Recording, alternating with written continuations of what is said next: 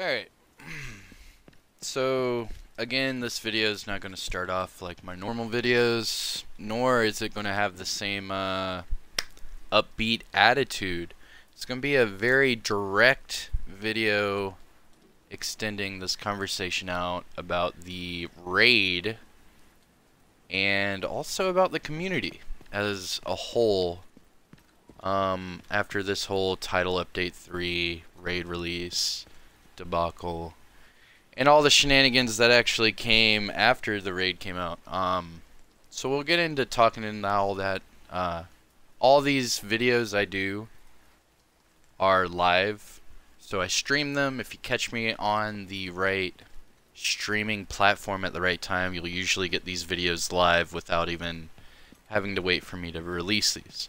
So if I do drag on or say some harsh language or hurt some people's feelings, that's probably because I don't script this. I just go ahead and just start talking about how it is. Well, at least through the eyes of Mr. Kamikaze here.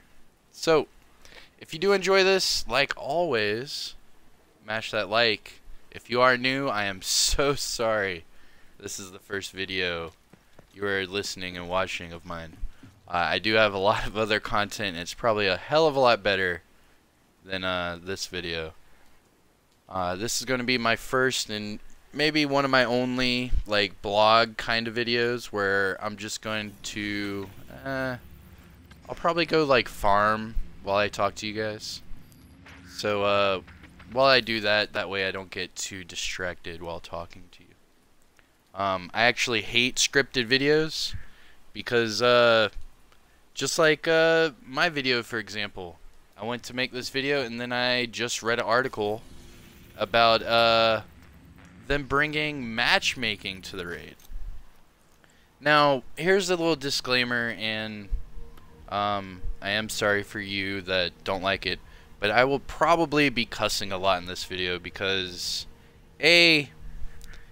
this is just almost like a rant video, but it's not really going to be a rant. It's just going to be me opening up the dialogue and us getting in a little more in depth with this conversation, because it is all about your perspective on the subject, being the raid, being Marco style, beating it first, being nobody on the fucking console beat it for like days, being the 30-minute maintenance that happened at like 8 a.m. Eastern the day after the raid, and then all of a sudden it felt like they were a little bit easier. I don't know. There's a lot of things we can talk about. But first, the main thing I wanted to talk about was this article I just read, and reason why I don't script my videos. So I just read this article just now, and it basically says, in a recent stream, community director Hamish Bode, we all know Hamish from the State of the Game and all this shit,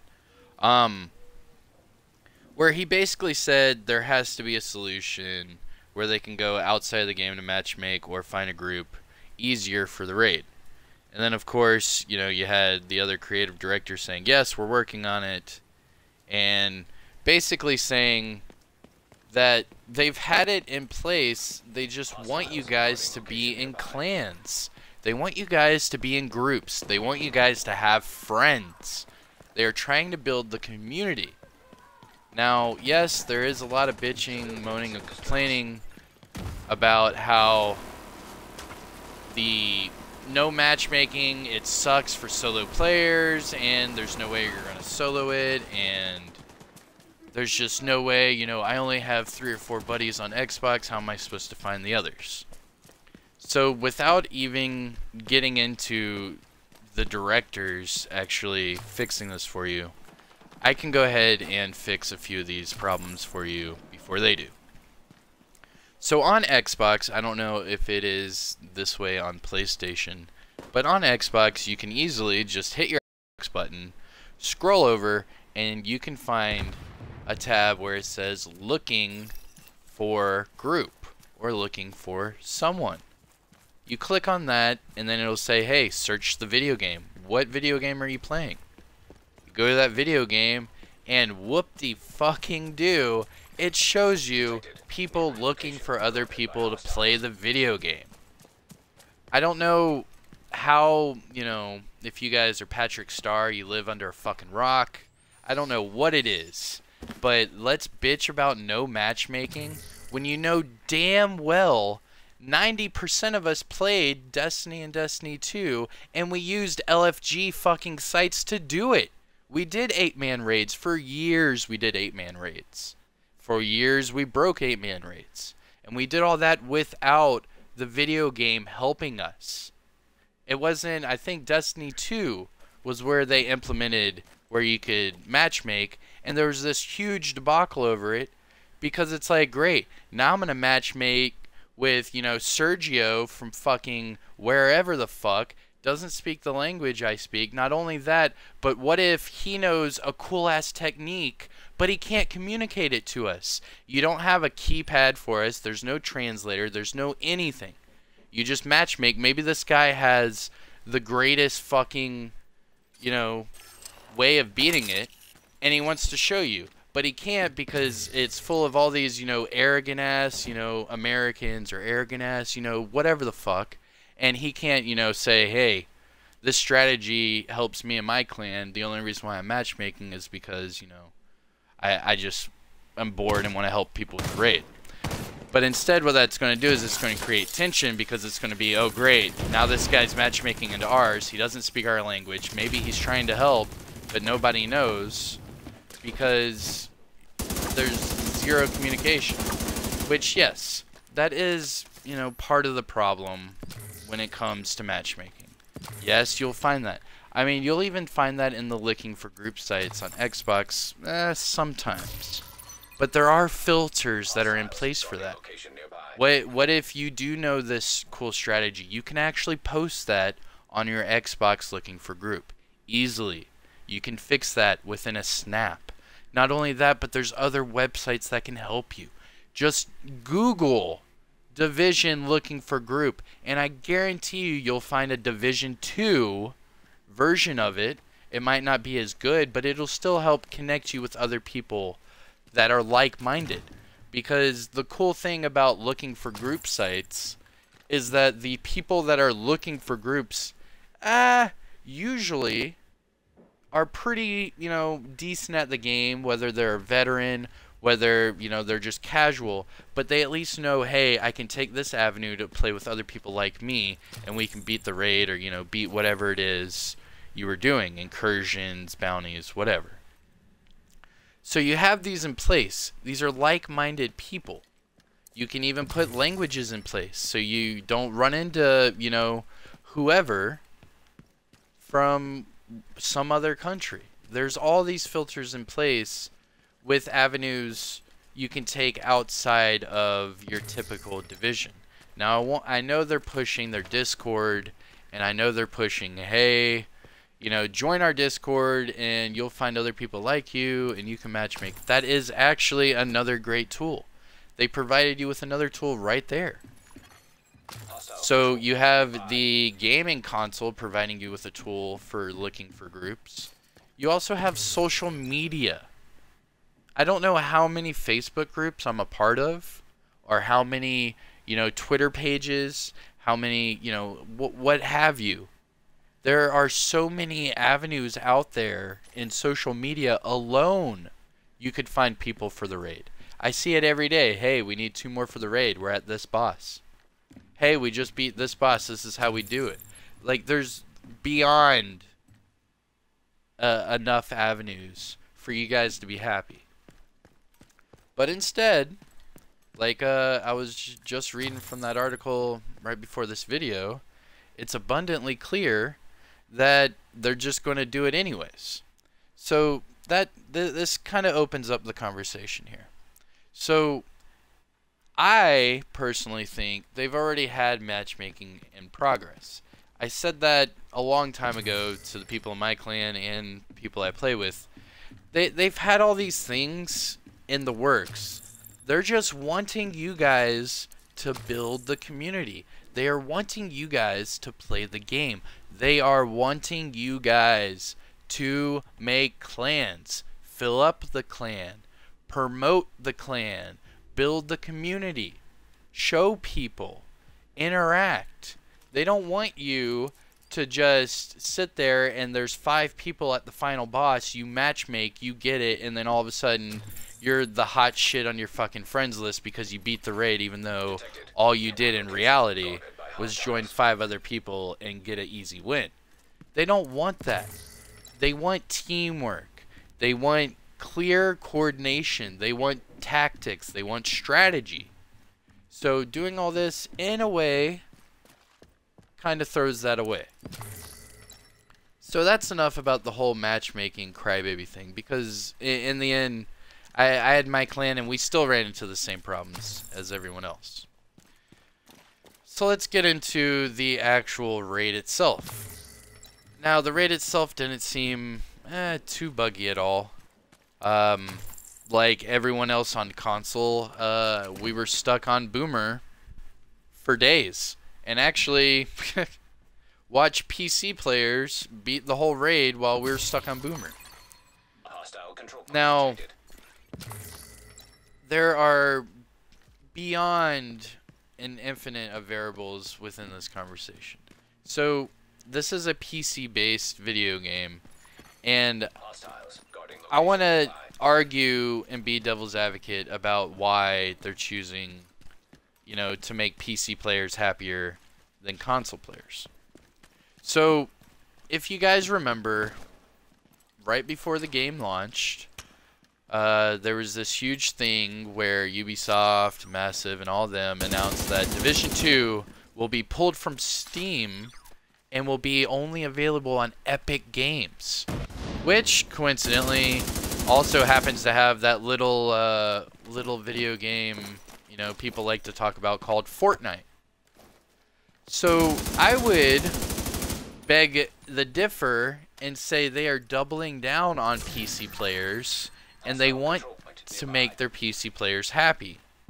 I.e., you know, Wids, Marco Style, all of them, they have it good because they're on computer, on PC already. So they have that one up. Yes, that is cool. You know, you have your, you know, stability, you know, your headshot damage, all that shit. It is really good for PC players right now playing the Division 2.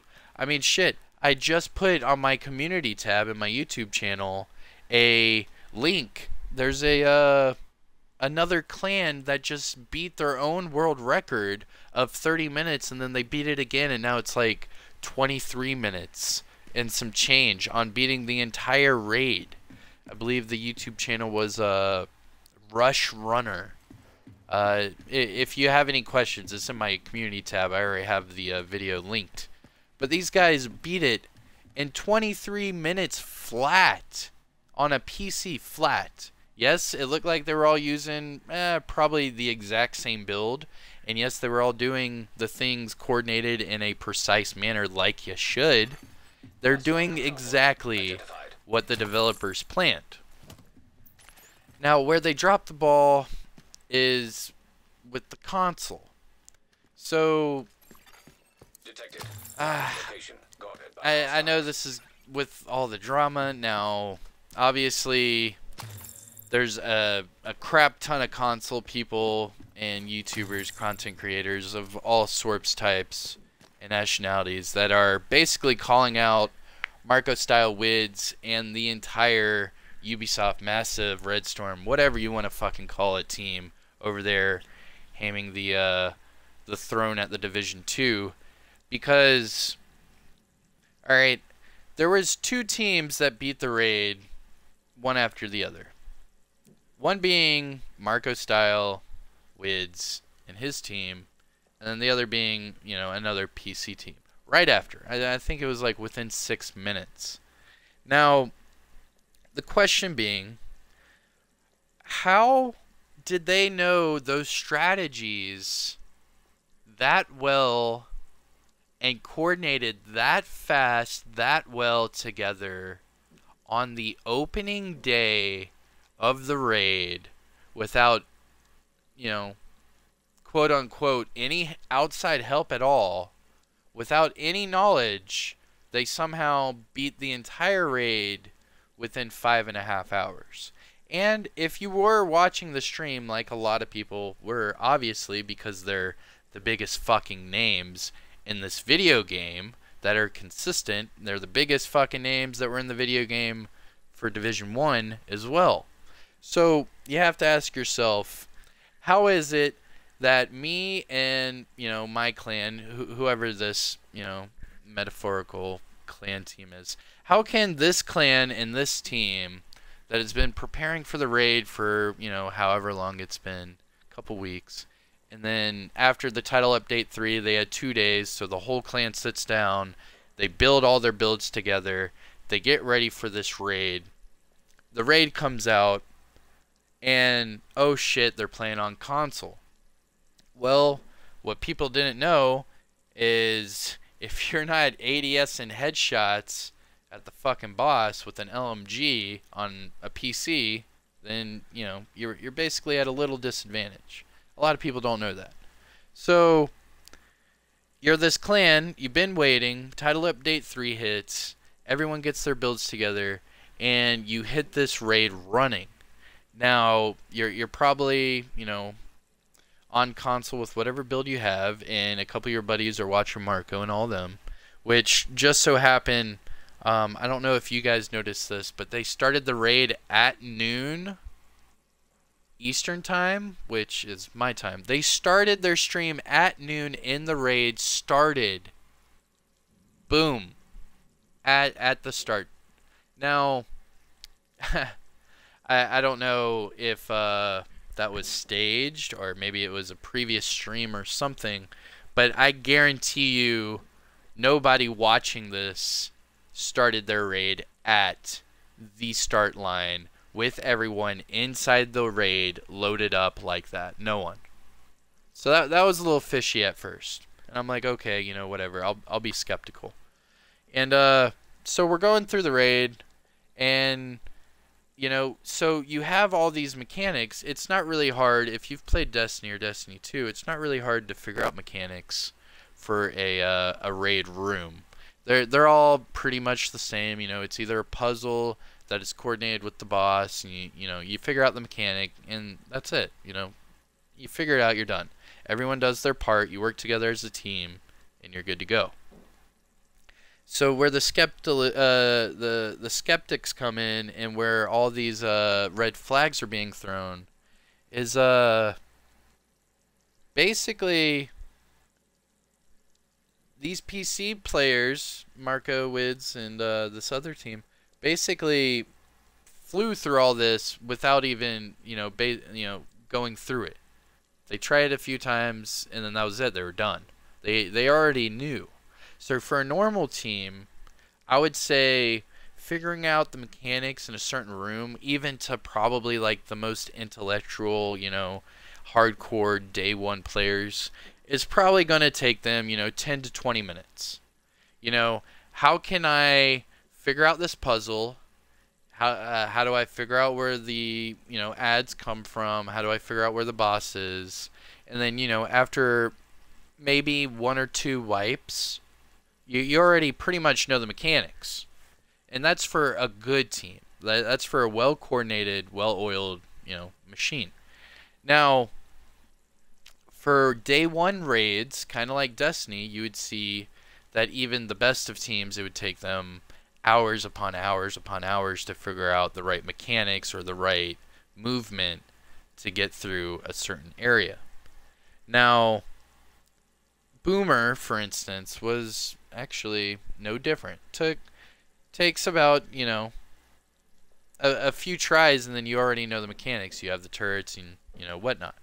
Now, where the argument and everything comes into play is, how did these guys coordinate and finish that within an hour of even just streaming, of even just trying this out? So within, an hour, they already went through the first phase, they already went through the tunnel, already went up, and, figured all that out, already had everyone coordinated and beat it. So all these are where people were becoming skeptics.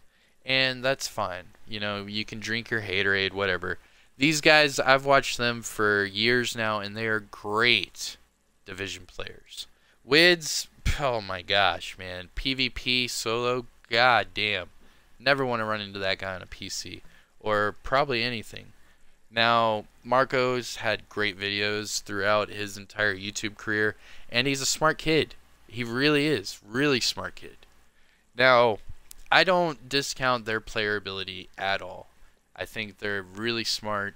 And to all you skeptics and everyone saying, you know, whatever, maybe they, maybe they were told, hey, it's a dude with 2 turrets. Maybe. Who cares? However, they figured it out, and they beat it in a fucking record time. And the funny thing is that other team was about to beat them. Now, my question is, would it have been this much drama if that other team beat Marco and Wids? Probably not. But because Marco and Wids did beat it, obviously you have your skeptics that are saying, you know, hey, Marco said he was going to quit, and this and that, and PvP's trash, and I'm just going to throw this game away and fuck the video game. And the only reason why him and Wids beat the raid is so that they would stay and, keep being content creators for the Division 2. I personally didn't think they would ever leave YouTube, nor do I ever think they ever will stop playing Division 2. I think that's, skeptical on you guys. I know they haven't been doing videos as much, but when you're making videos at that consistent rate and you're getting views at that consistent rate, you don't have to keep doing videos every day. So they could afford to take some time off and work on their builds or take a vacation or what have you. Now, it is really controversial that they won, but like some other YouTubers have been saying, and what I've been reading on Reddit and Facebook, is why not have done a raids first for each platform? Raids first for PlayStation, and then right next to it, raids first for PC, and then right next to that, raids first for Xbox. Because the amount of people that are in each of these communities are so large that narrowing it down to just the one, and then it just so happens to be like the top 2 YouTubers on the Division 2 that are now going to be on the wall and nobody else. I mean, I think that was kind of a drop ball on their part. I think it would have helped it would have helped the community be more excited about the raid, because I think after seeing day 1 of the raid where nobody beat Boomer on a console, but yet Marco Style and Wids beat it in 5.5 hours the entire raid, and then a couple days later you see PC clans that are getting 23-minute raid runs. Like, are you kidding me? And we can't even get through the first few bosses. Now, after a few days have gone past and people are tuning their mechanics, yes, you are getting more people on console that are getting through it and actually beating it. But if you look at the times, I think it showed, what was it, Xbox was at like 14.5 hours. PlayStation was at like 35 or 36 hours.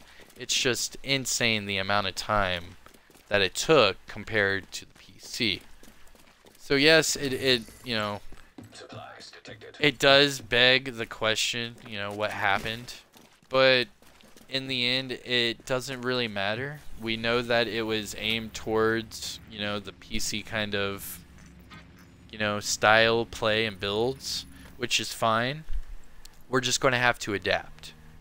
Now, the whole Marco Wids controversy, I mean, it doesn't really matter. I think the developers should have just done a top PC, top PlayStation, top Xbox. Because there's no way that the Xbox and PlayStation communities, at least right now, are going to even try to match a 23-minute raid run. So now you have on the leaderboards, you have raid completions and time of completions on your leaderboards. That's also in effect, and now you have the PC where they've got, you know, 23 minutes. That is insane compared to 14 or 17 and a half hours. There's just definitely something that's going to be changed, and I guarantee the raids in the future, it will be more friendly for console and PC players alike. They did say it was going to be the hardest thing that'll ever hit the division, and it was. So instead of all this controversy, just hit the ground running and just keep at it. You will beat it. It's going to take a lot of time if you're on console. Just hone in on your build, get in a good team, and make sure you guys have those mechanics down to a T. Now, I didn't do as much farming as I wanted to because I kind of went on a long rant there. But all in all, you guys, my thoughts on the raid, it's not horrible. It is hard for console players. I've been watching these PC players run through it like it's nothing, and it's actually quite amazing to watch. I myself will probably give it another go today, but I'm not too rushed to do it. I think there's a lot more happening behind the scenes. You know, there's a lot more updates coming for the PvP, and I just think don't rush. You know, don't rush it, you guys. We all spent well over, you know, 12, 14 hours this past weekend trying to do the raid. So just get it while you can. Make sure you have a good team, coordination, teamwork, and yeah, good luck to you guys. I hope this video didn't do any sort of negativity, but yeah, we'll shall see. I'll see you guys in the next one. Take care.